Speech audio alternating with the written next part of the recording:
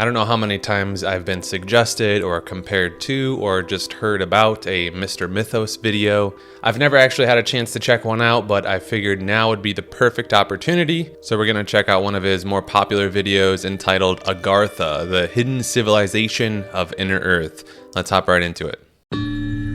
In India, a truly ancient legend that predates the Hindu religion tells of a large island of unparalleled beauty that long ago lay in the center of a vast Central Asian sea, just north of the modern-day Himalayas.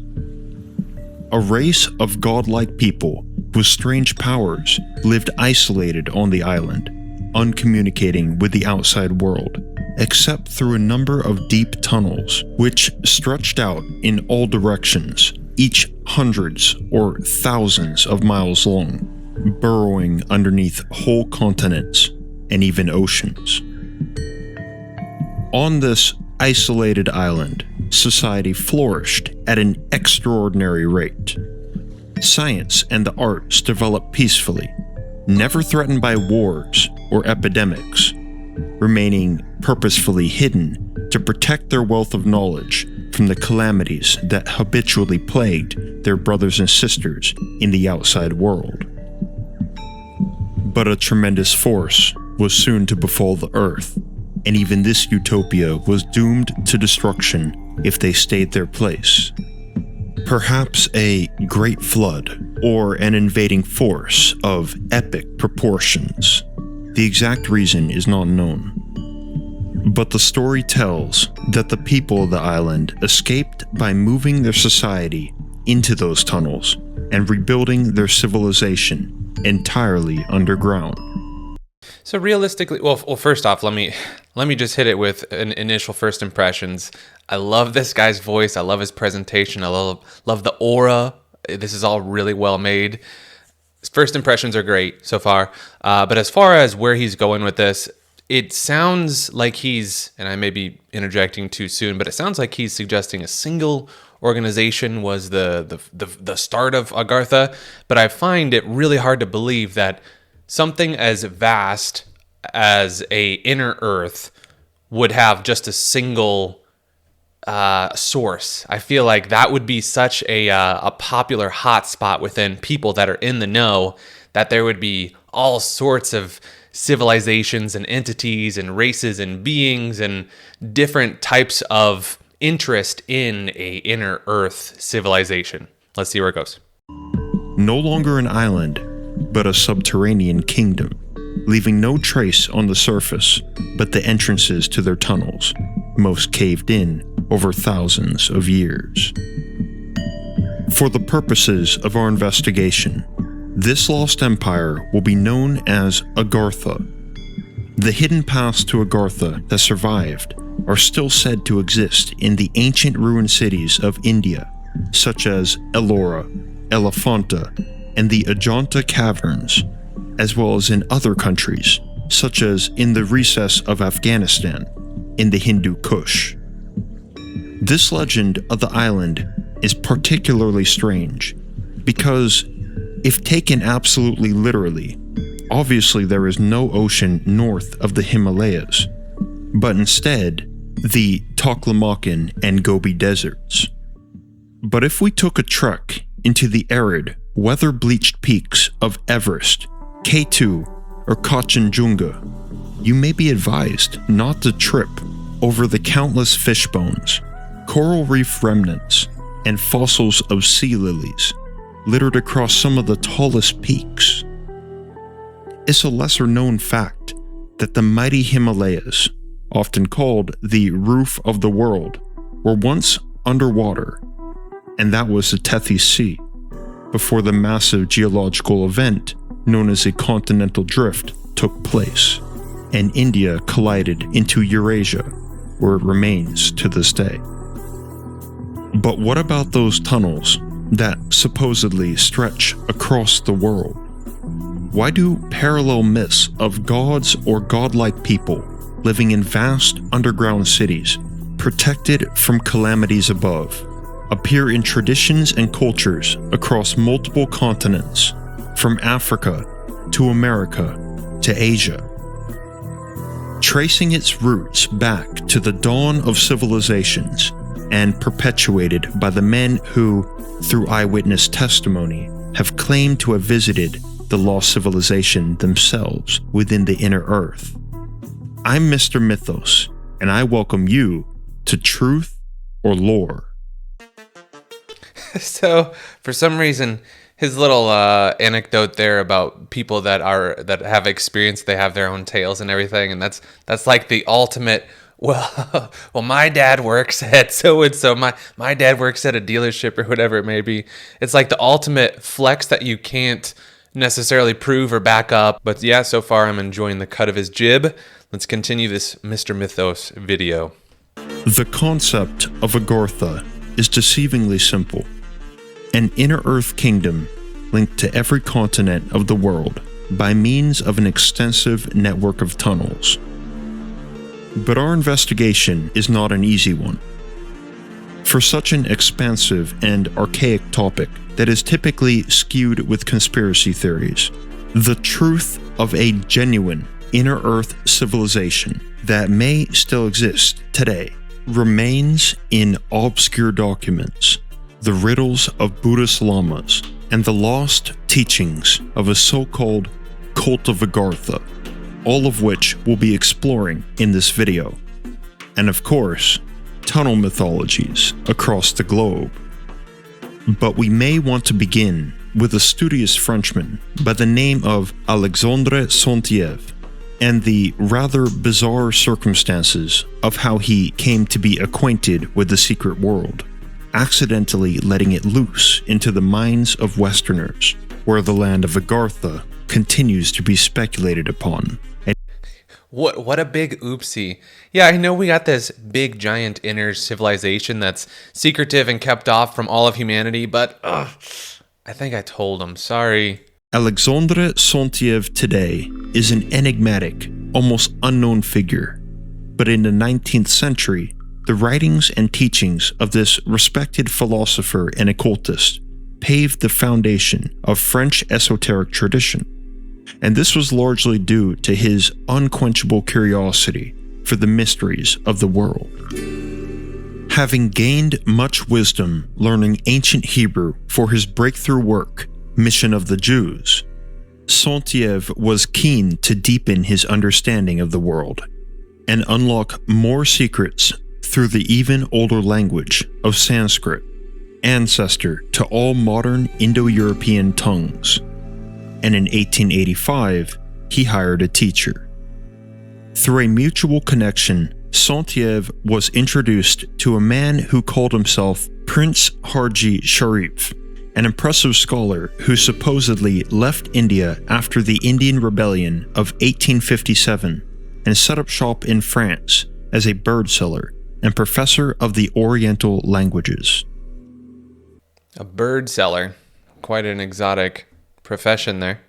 I want to take a moment to note on how excellent this usage of music is.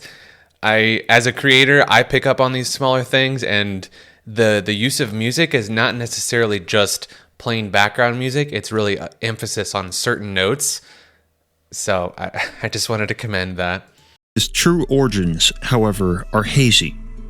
It is long thought that Harji was actually Afghan and perhaps went under a pseudonym. Nonetheless, the surviving manuscripts of their lessons, preserved in the library of Sorbonne and written in exquisite script, prove that he was highly learned in what he taught, and likely nobility.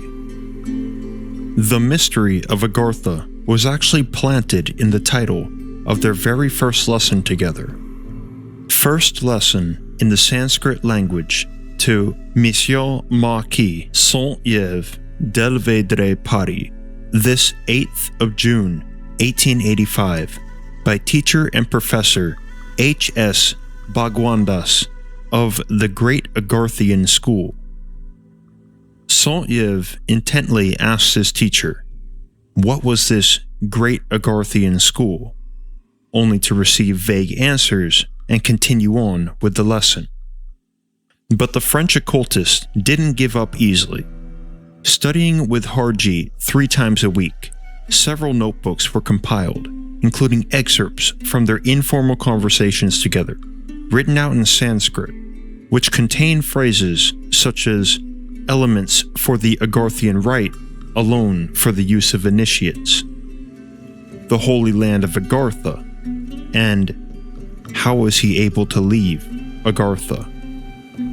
Over the course of their lessons, it becomes clear that Harji did talk at length with Saint-Yves about some land of Agartha and its mysterious protector, the Master of the Universe, who was in many ways a spiritually and physically superior being to any other in the world. This is so good. This is so good. No wonder this guy is kicking ass on YouTube, because this is really high production value. His voice is great. His tonality is good. His narration is wonderful. I'm really impressed with this. This was whoever was recommending this before. Thank you. Whatever Agartha truly was, this realm was supposed to preserve great wisdom and ancient knowledge, most notably to Saint-Yves, a secret 22-letter script known as Vatanian, which Harji told him went all the way back to the origins of civilization, precisely 51,900 BC, the confusion of the languages, and since then had been kept solely within the protected libraries of Agartha. If you watched my last video on Enochian, you'll know that Vatanian is another example of a proposed primordial or Adamic language. Harji could write this strange language as fluently and beautifully as his French and Sanskrit. For Saint-Yves, who had long obsessed over the secret and sacred roots of language, Harji wrote his student's name in Vatanian characters, with a side note. Here, according to your ardent desire, but really, you are not yet sufficiently prepared for Vatanian. Slowly and surely. Very likely without his teacher's knowledge, Saint-Yves had amassed extremely detailed notes from his time with Harji Sharif and compiled them into a book entitled Mission of India in Europe, Mission of Europe in Asia. This work is, without a doubt, the first thorough description of Agartha in the Western world. Pay close attention, as these details will be important when we cross-compare with other sources. According to Saint-Yves, the hidden land of Agartha lies deep below the surface of the earth, somewhere in the mountain ranges of the Himalayas. This enormous underground complex of cities and a population of millions is ruled by a sovereign pontiff known as the Brahmatma and his two colleagues, the Mahatma and the Mahanga, upholding the highest of values in their authority. As protectors of knowledge, the entire collected wisdom of the ages is enshrined in its massive stone libraries, engraved in pillars in Vatanian script. He goes on to reveal that the Agarthian civilization was once above ground, but driven under and concealed from the rest of the world at the onset of the Kali Yuga, the present Dark Age cycle of Hindu chronology, around. So that's interesting. I've never heard that theory that, it started out, Agartha, the actual civilization, was forced underground. It started above ground and was forced underground. And it said in terms of just entrance of the Kali Yuga, which I joke about it and reference all the time as far as surfing the Kali Yuga, because the way it is in reality all around us, like shit's hitting the fan, essentially. Like it's not looking good, and we're kind of just forced to watch the world slowly go down in flames around us. But hey, we can at least get some popcorn and kind of watch it all and enjoy it peacefully together, because there's not really much we can do about it. We can just kind of enjoy the show for what it's worth. The year 3200 BC.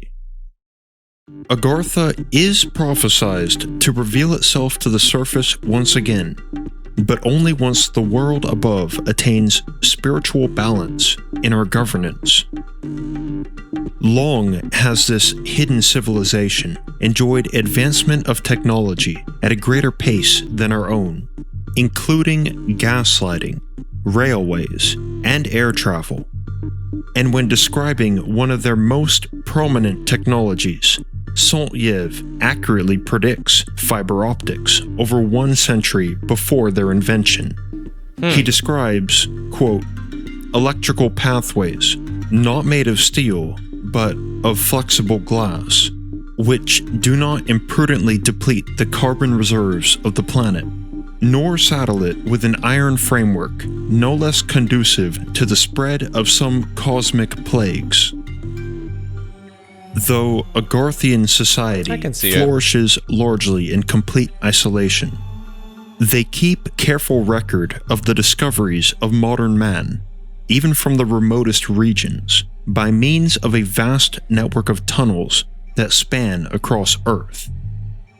But despite this, Agarthians have evolved separately from the rest of the world for so many years that they developed 2 tongues with which they are able to speak 2 languages simultaneously, a detail Saint-Yves was particularly fond of sharing. That's an interesting concept. I've never heard that. Having 2 tongues so you could speak 2 languages. It almost seems like it maybe be metaphorically, to have 2 tongues, like a tongue, like your mother tongue, your mother language. But if it would realistically be having 2 tongues to assist in the crazy kind of speech sounds that your 2 tongues could create, that's interesting to think about. As an unwavering literalist, Mission of India was not intended to be read as allegory or fantasy. The French occultist was dead serious in every word he wrote, and presented Agartha as a factual, geographic place that can be found if one knows where to look. The lessons went on 3 times a week, and Harji would sign each of Saint-Yves' notebook pages with his monogram as a mark of approval. But as the pages and lessons continued, his signature grew sketchier and more abstract, with less and less care put into it, until his monogram was no more than a small cross. Finally, his mark disappeared for good, and it was at this point that their Sanskrit lessons ended, for reasons unknown. At this same time, hundreds of copies of Saint-Yves' Mission of India had been printed and were ready to be distributed across France, when he suddenly withdrew the book and ordered every copy to be burned. The only remaining was a manuscript in his personal possession, and this probably would have been lost to oblivion, but Saint-Yves, who had no children of his own, left his belongings to his stepchildren, who then passed it on to the famous French occultist, Dr. Jean Oncols, better known as Papus. When Papus published Mission of India in 1910, he omitted several parts of the manuscript which remain lost to this day. There have been various theories put forward as to why Saint-Yves ordered the destruction of his precious work. Some sources state that he acted under the orders of the great Agarthian school, as the wisdom revealed would not be understood, and publishing it would be like casting pearls before swine. While others go as far as to say that he was threatened with the dagger of the initiates if he were to reveal the secrets of Agartha. Regardless of the true reason, the public revelation of Agartha was ultimately withheld during Saint-Yves' life, but there is evidence that he remained true to his belief in the lost civilization. For example, he mentions Agartha and his 3 rulers by name in his epic poem from 1890, Joan of Arc Victorious. In his conversations with psychical researcher Alfred Ernie in 1896, he stated many details of Agartha just as they appear in his book, and again insisted on their existence. Finally, he mentions Agartha in veiled terms in the major work of his final years, the Archaeometer.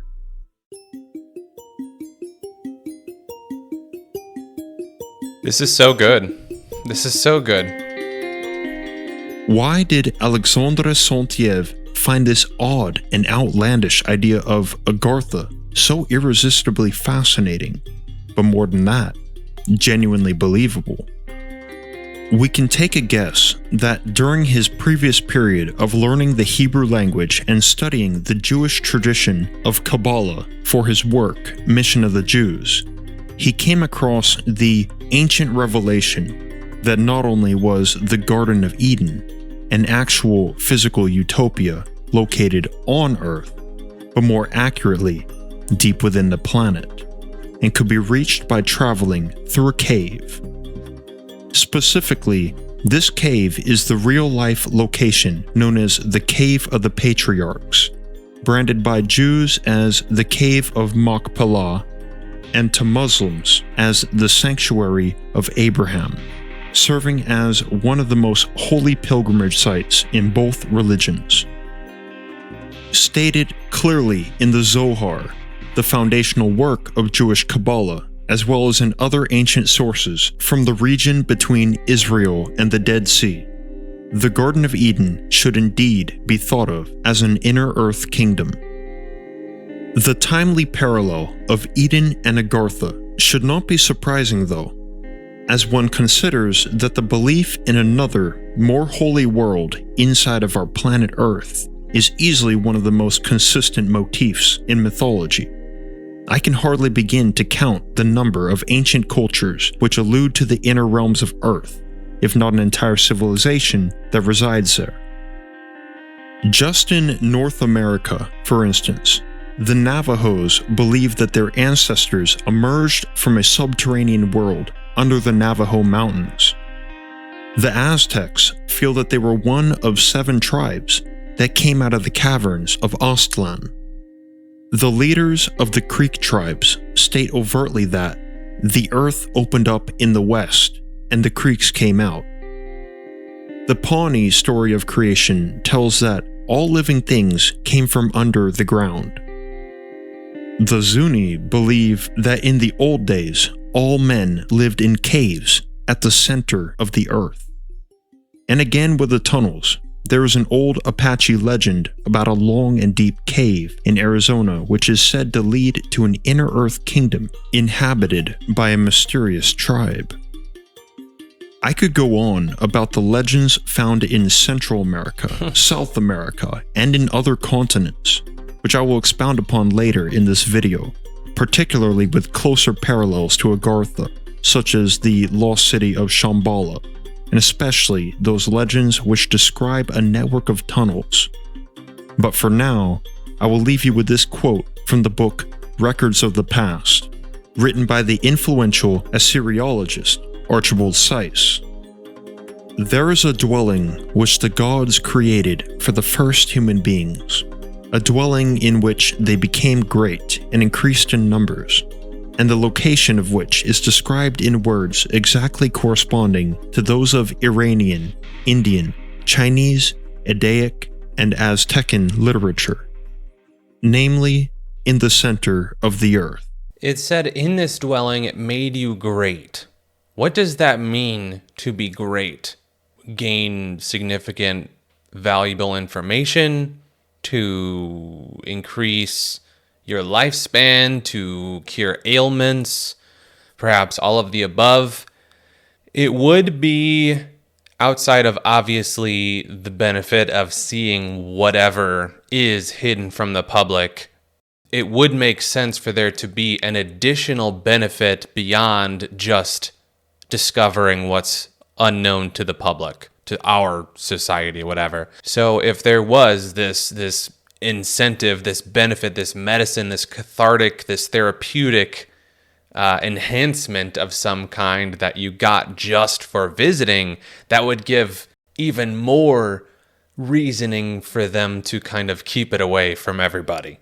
Saint-Yves' second-hand account of Agartha probably would have been forgotten as a wild romp of the imagination, if it weren't for a Polish scientist named Ferdynand Osendowski, who, in 1922, published the book Beast, Men, and Gods, an account of his escape into Central Asia, fleeing from the Bolsheviks in the aftermath of the Russian Revolution. Dr. Osendowski stated that during his travels in Mongolia, there were many times when both men and beasts stopped in their tracks, silent and still, often crouching, their attention fixated on the ground. He wrote, quote, "Earth and sky ceased breathing. The wind did not blow, and the sun did not move. All living beings, in fear, were involuntarily thrown into prayer and waiting for their fate." Eventually, he asked an old Mongol shepherd who he had become acquainted with what was happening in these moments. "Thus it has always been," the shepherd explained. "Whenever the king of the world in his underground palace prays and searches out the destiny of all peoples on the earth." Though the shepherd did not give a name for this place, he stated that there live the invisible rulers of all pious people, the king of the world, or Brahitma, who can speak with God as I speak with you, and his two assistants, Mahitma, knowing the purposes of future events, and Mahinga, ruling the causes of those events. He knows all the forces in the world and reads all the souls of mankind and the great book of their destiny. This story stuck with Dr. Osendowski throughout his journey, and he would frequently stop to speak with Buddhist monks and lamas about traditions associated with caves, caverns, and tunnels in the region. On multiple occasions, a name for the place was given, the Kingdom of Agartha, which he himself dubbed the Mystery of Mysteries. This underground source was said to channel miraculous power to Tibetan monks and the Dalai Lama in particular, powers that outsiders could scarcely begin to appreciate. But still, there existed an even more powerful man than the Dalai Lama. This man being the king of the world in Agartha. His enormous power was such that he could destroy whole areas of the planet at will if he chose to, and it could equally be harnessed, for instance, as a means of propulsion for vehicles of transport. Modern readers of Osendowski point out that his 1922 recounting is a possible prediction of nuclear energy, such as the atomic bomb and nuclear-powered aircraft, a real technology today which is still considered too dangerous for civilian use. There are many obvious parallels in Dr. Osendowski's account and that of Saint-Yves. Most notably, the notion of a hidden subterranean kingdom named Agartha and its triple spiritual authority known as the Brahitma, Mahitma, and Mahinga, which are slightly altered spellings or pronunciations of Saint-Yves, Agartha, Brahitma, Mahatma, and Mahanga. At first glance, we may be inclined to think that Osendowski simply plagiarized Saint-Yves, who wrote Mission of India 36 years before Osendowski's account was published. This would be the obvious case, if not for a few factors. First, Dr. Osendowski kept a daily journal and even brought back many items from his travels through Mongolia, thus providing evidence that his journey actually occurred. Second, he was investigated by the French philosopher and Vedic scholar René Guénon, who wrote that, quote, "He has affirmed to us that he had never read Saint-Yves, whose name was even unknown to him before the French translation of his book. And for our part, we have no reason to doubt his sincerity." Guénon, however, was not satisfied with his investigation and contacted his Eastern colleagues for more information, which he eventually compiled 2 years later in his book, The King of the World, which examined the legend of Agartha specifically. Compellingly, Guénon stated that, independently of the evidence offered by Osendowski, we know through other sources that stories of this kind are widely current in Mongolia and throughout Central Asia, and we can add that there is something similar in the traditions of most peoples. And he again affirmed that Dr. Osendowski's charge of plagiarism is wholly unfounded. Over those 2 years of independent research, Guénon had been informed of a vast underground network of caverns and tunnels, some running for hundreds of miles, which were thought to eventually lead to a true center of world governance, a place described very much like the legend of the island, surviving the ebb and flow of civilizations and catastrophes on Earth by remaining hidden deep underground, an impenetrable vault of all of history's knowledge and wisdom. Near the end of his book, Guénon debates the ontological question of whether Agartha is a true-to-life geographic location, or perhaps simply a metaphorical concept. Here, he brings up a point that is often associated with Vajrayana Buddhism, which is that their concepts have both an inner and outer meaning. The inner, of course, implies that of deep understanding and spiritual attainment. The outer, however, plain and simple, is the notion that it actually physically exists, and in this case, a powerful and ancient kingdom hidden under the surface of the earth. Even if we decide to discount the writings of Guénon, Osendowski, and Saint-Yves, believe it or not, there are actually 3 independent sources for Agartha, proving that this concept and name was not an invention of 19th century Western occultists. The first definite independent source is the manuscripts of Prince Harji Sharif, written before he met Saint-Yves, making them the only concrete evidence that the term Agartha comes from an Eastern origin. The second independent source is a book written by the historian Louis Jacoliot in 1873, 12 years before Saint-Yves began his Sanskrit lessons, making this the earliest verifiable mention of the subterranean kingdom. Jacoliot, a magistrate in Chandernagore, South India for many years, had an insatiable thirst for collecting sacred texts and tales from the East and sharing them with the Western world. And in 1873, he wrote of a city of the sun known as Agartha, which was ruled by successive Brahmatras, ancient Indian priest kings, until a conquest by an invading force threatened the land 10,000 years ago.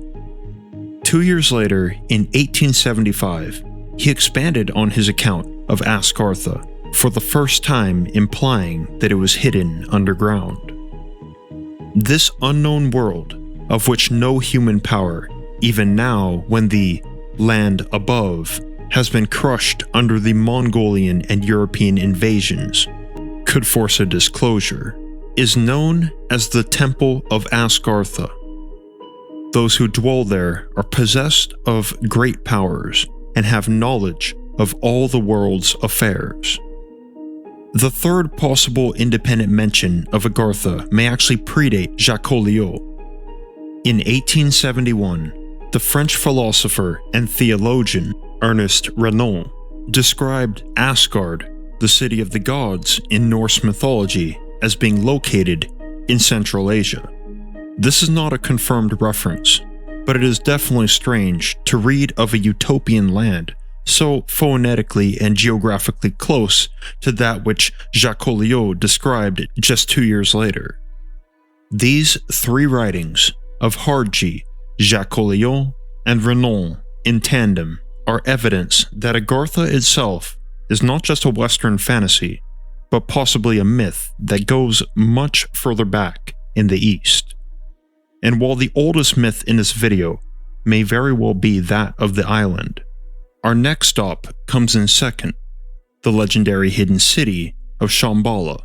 Again, I can't help but praise this creator. Everything here is just spot on. The music, it makes it feel like an audio adventure on top of the great narration, plus the interesting and appealing aesthetics and visuals, on top of this interactive and immersive music, it feels like an audio adventure. This is a really cool video, and I'm struggling to think of anything valuable to add, if I'm honest. Like, everything is just so well said and covering so many bases, and it's really hard for me to make anything valuable, so I'm just going to let the man continue. For millennia, belief in this inner earth utopia was at the core of nearly every Tibetan tradition, and references to it can be found in various ancient texts, such as the Hindu Vishnu Purana, where Shambala is predicted to be the birthplace of Kalki, the prophesied 10th avatar of the god Vishnu. But it's most notably detailed in the Tibetan Kalachakra, the ancient and foundational Buddhist text, which was allegedly taken from Shambhala itself. Still, the magnitude of this kingdom's influence only begins to make itself known when we consider that it actually predates the Tibetan Buddhist religion and is confirmed to go as far back as the extinct Shangshung culture, as well as referred to in the Bon scriptures by the moniker Tagzig Olmo Lungring. On that note, Shambhala is famously known as the Land of 1,000 Names. It has been called the Forbidden Land, the Land of White Waters, Radiant Spirits, and Living Fire, and the Land of the Living Gods. The Chinese called it the Western Paradise of Shiwangmu. To the Old Believers of Russia, it is known as the Kingdom of Upona. Hindus called it Aryavartha, the Land of the Worthy Ones, and perhaps it is one and the same as Saint-Yves' Agartha. According to Saint-Yves, the name Agartha means inaccessible to violence in Vitanian. Shambhala is That is an interesting translation there. Inaccessible to violence. So maybe that would mean, quite literally, a translation that if you are of a hostile or negative or violent nature or mind or personality or however it's deemed, maybe you have to be pure somehow to enter in this realm. And maybe that's why it's so unheard of for humanity to get in there, because we're, for the most part, unable to as sinners. a Sanskrit word meaning place of peace. This is but the first parallel between the two. The lines of distinction blur as we learn that Shambhala is said to be deep within the earth itself, a green valley with a beautiful city where extraordinary people live, isolated from the outside world by their own choosing and ruled by a benevolent and powerful king. It's a place where love and wisdom reign, and where people are immune to suffering, want, and old age. More so, Shambhala is always spoken of as a place which really exists.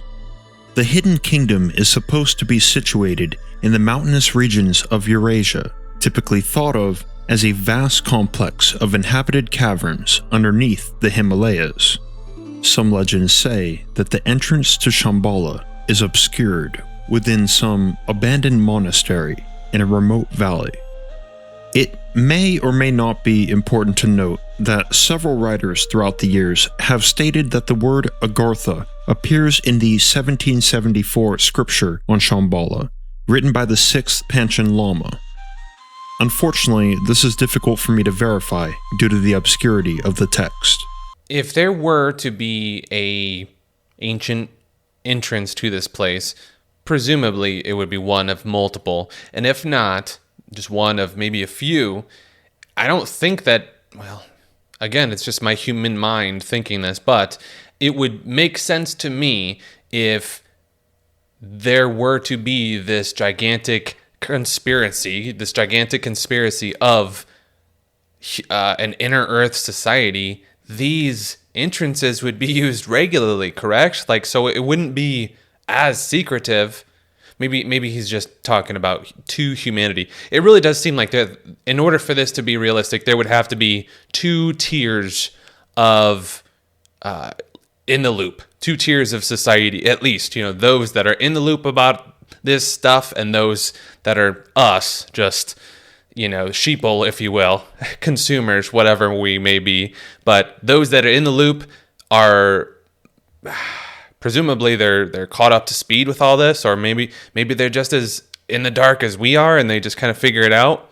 Perhaps the most significant popularizer of the myth of Shambala in the West was a controversial Russian occultist and philosopher, Helena Blavatsky, who studied in Tibet under the tutelage of Buddhist lamas from 1868 until late 1870, and eventually traveled through Asia in search of information about Shambala, and particularly its connection to the legend of the island north of the Himalayas. In notes and journals published after her death, we find that Blavatsky had investigated a collection of old books preserved in the Chinese province of modern-day Fujian, which she describes as the chief headquarters of the Chinese Aboriginals. There, many ancient texts regard the region of Tibet as the great seat of occult learning in the Archaic Ages, inhabited by teachers of light, sons of wisdom, and brothers of the sun, these terms referring to those versed in the esoteric doctrine taught by the residents of the sacred island. Blavatsky writes quite vividly as follows: "With respect to the traditions concerning this island, and apart from the historical records of it preserved in the Chinese and Tibetan sacred books, the legend is alive to this day among the people of Tibet. The fair island is no more, but the country where it once bloomed remains here still, and the spot is well known to some of the great teachers of the snowy mountains, however much convulsed and changed its topography may have been by the awful cataclysm. According to the general belief, it is situated in the northwest of Tibet. Some place it within the unexplored central regions, inaccessible even to fearless nomadic tribes. Others hem it in between the range of the Gangdise Mountains and the northern edge of the Gobi Desert, south and north, and the more populated regions of Kunduz and Kashmir, of Gya Feling, British India, and China, west and east, which affords to the curious mind a pretty large latitude to locate it in. Others still place it between Namur Nur and the Kunlun Mountains, but one and all firmly believe in Shambala and speak of it as a fertile, fairy-like land, once an island, now an oasis of incomparable beauty, the place of meeting of the inheritors of the esoteric wisdom of the godlike inhabitants of the legendary island. Cool. And such an oasis is purported to remain underground. Thus, many have searched, but never has it been found. The painter and archaeologist Nicholas Roerich famously made a 15,000-mile, 5-year trek that cost the lives of 5 of his men in search of Shambala.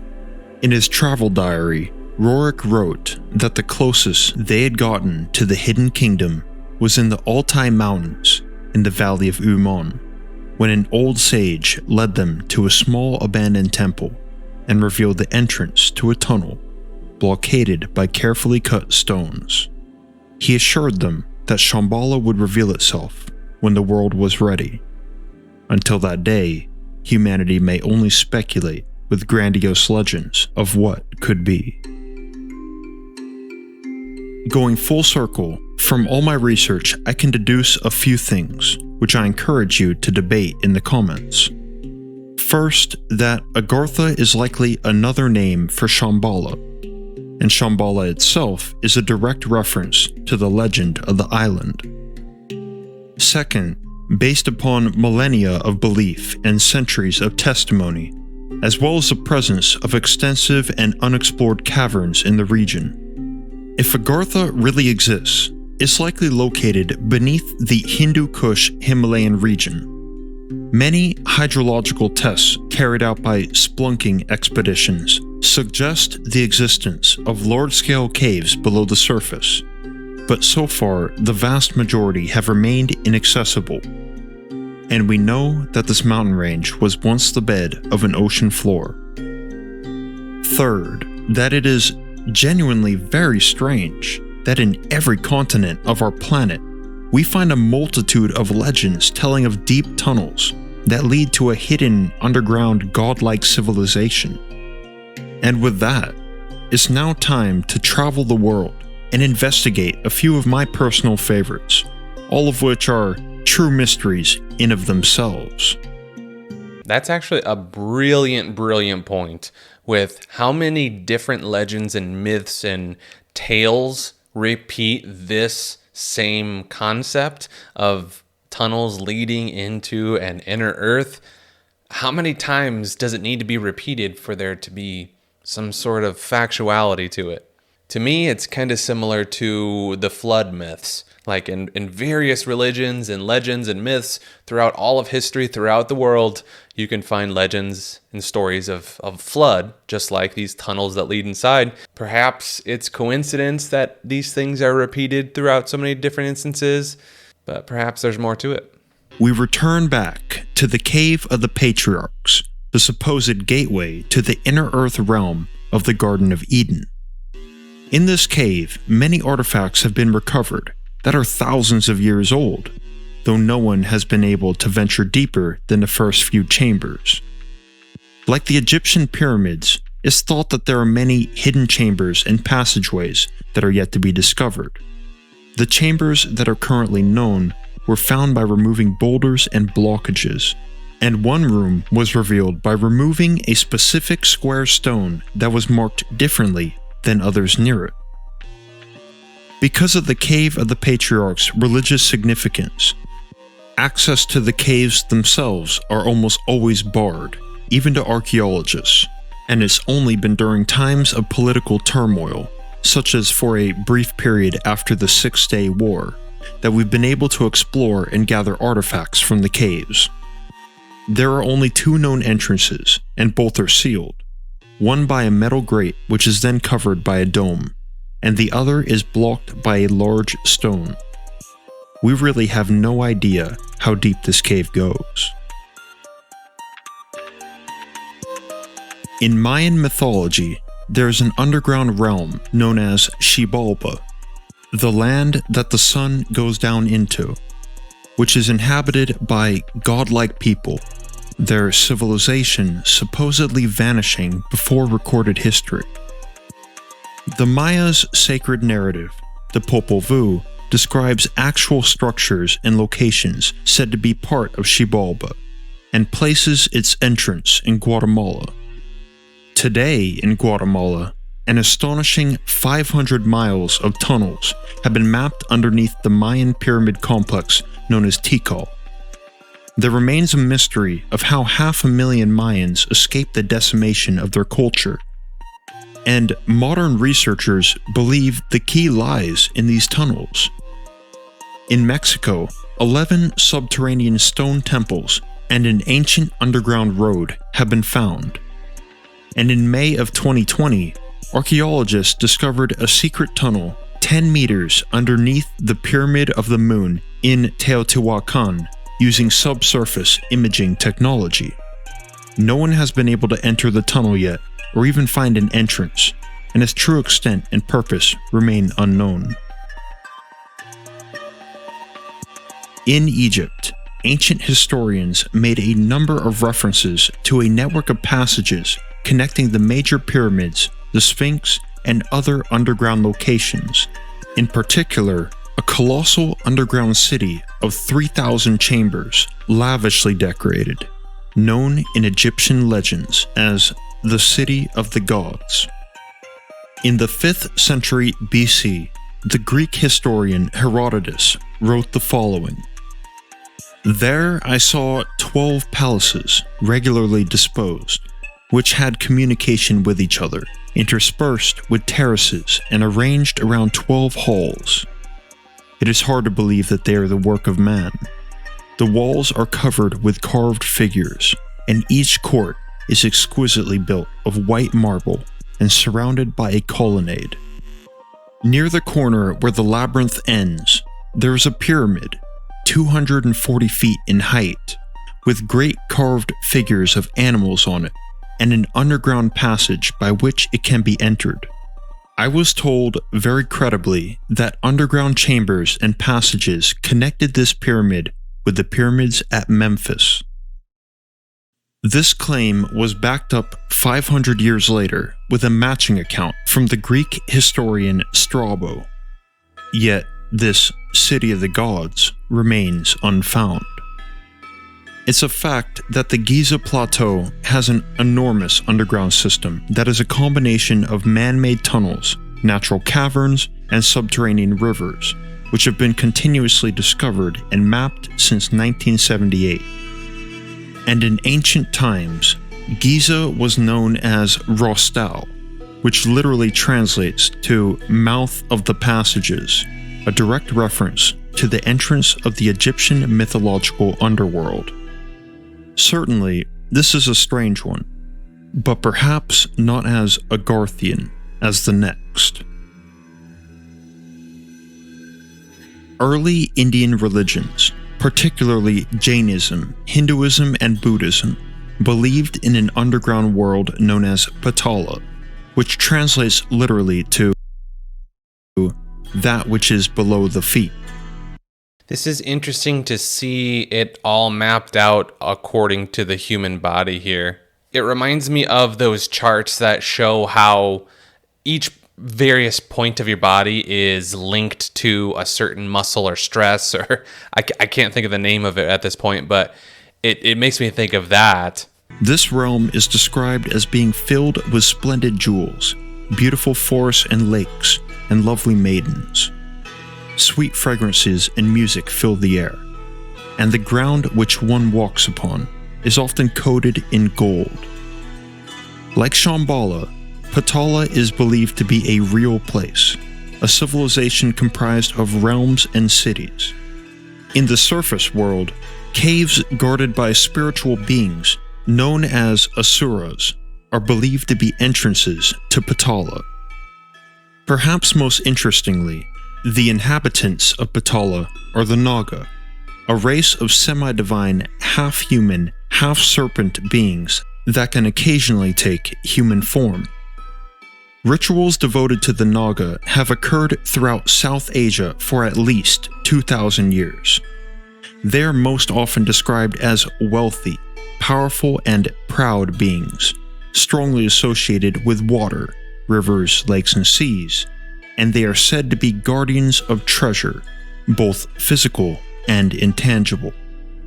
Beyond India, you will find a strong belief in the Naga in countries such as Sri Lanka, Cambodia, Indonesia, Laos, Thailand, Malaysia, and the Philippines.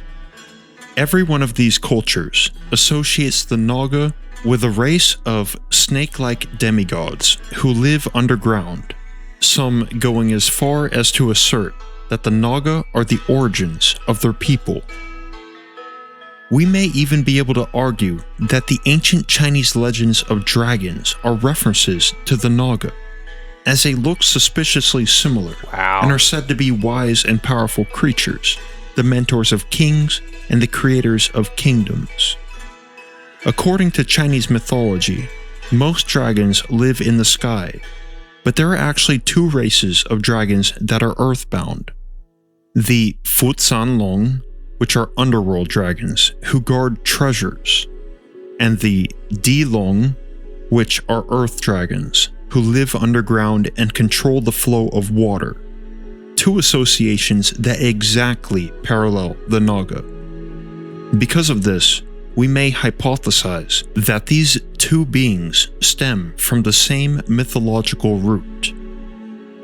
And perhaps more profoundly, I think that there is a fundamental connection between Shambala and the inner earth world of the Naga, Patala, and Agartha by association, which I haven't found discussed anywhere else during my extensive research into this subject. From the most simple standpoint, both are described as immensely beautiful civilizations which are located underground. In addition, they're inhabited by a spiritually, intellectually, and physically advanced race of beings who are guardians of treasure of many kinds, one of those being lost knowledge. Of course, both are supposedly located around the same geographic region, with access points said to be found in the caves of the Himalayan mountains. The legends for both realms, of course, are more ancient than written history can account for, and their mythology seems to seep into the canon of both Hinduism and Buddhism, Patala primarily being a Hindu concept and Shambala being Buddhist. It's also fascinating to note that Saint-Yves, as I mentioned earlier, was fond of the detail that the people of Agartha have two tongues with which they can speak two languages simultaneously. When we consider the tongue of a snake, the Naga might actually be Agarthians.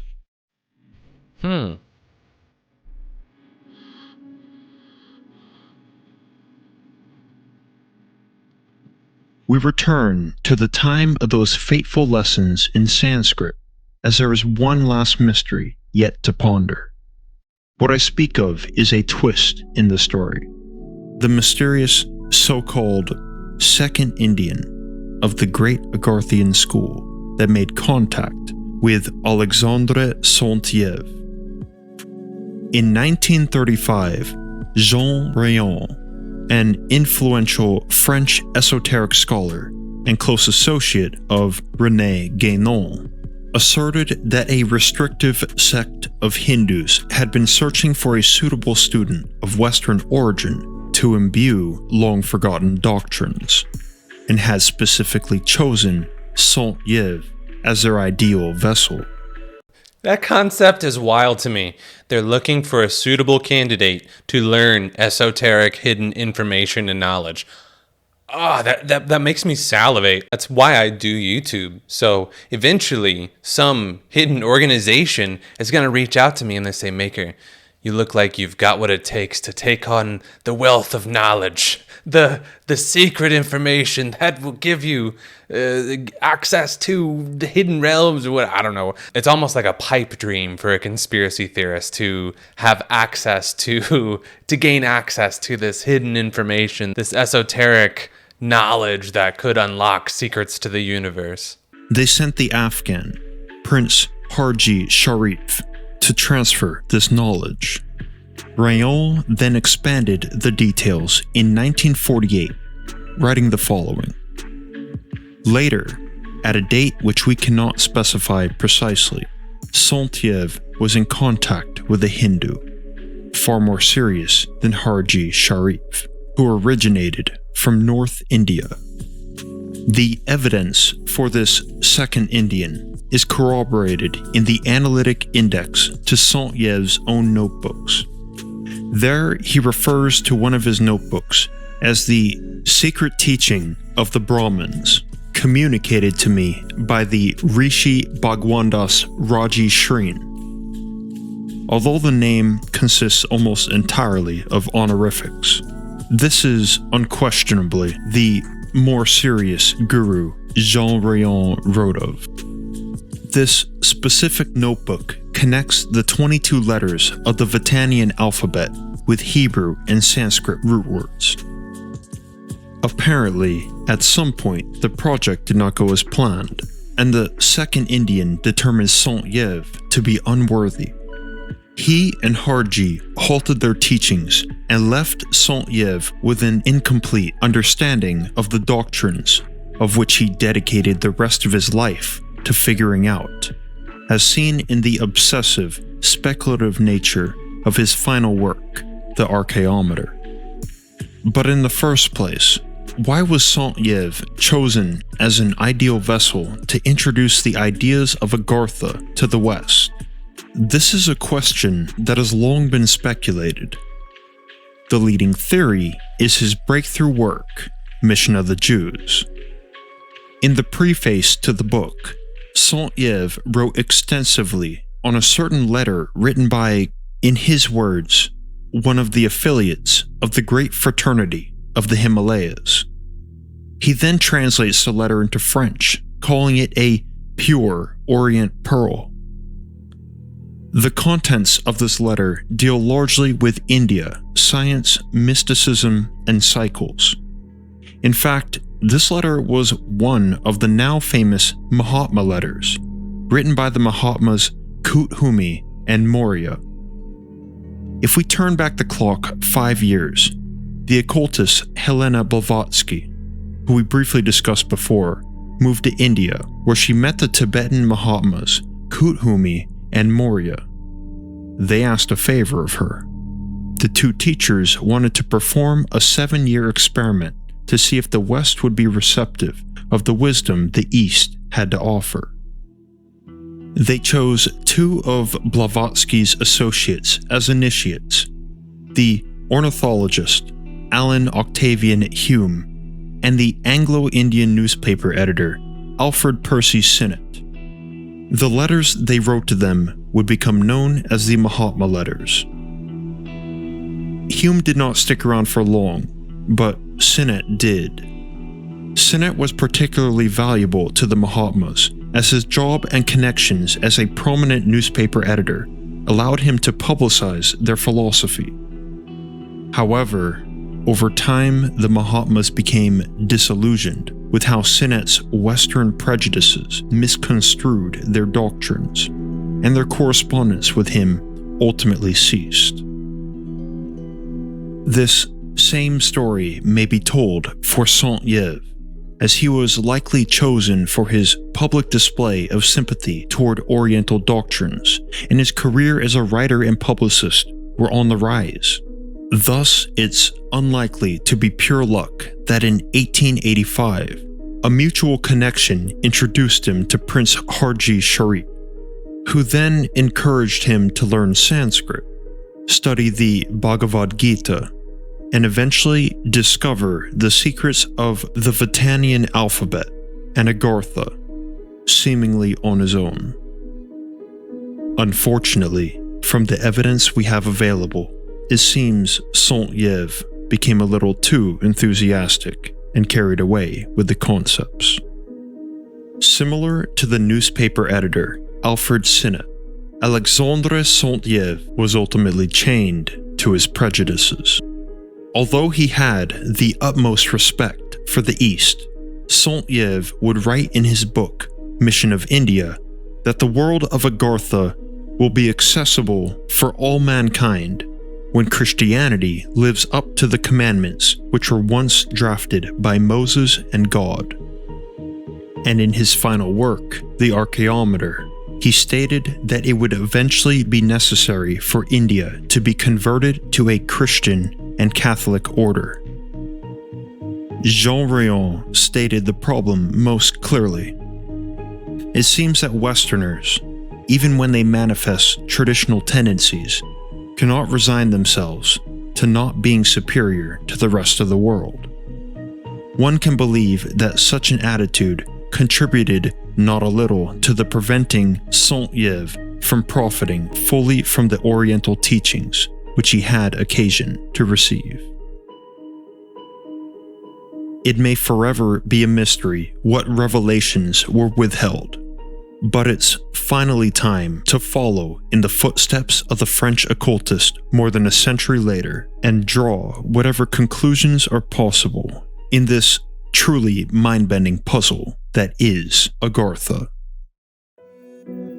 The Great Agarthian School, of which Harji and the Second Indian hailed from, was likely an obscure and restricted group, which I've come to refer to as the cult of Agartha.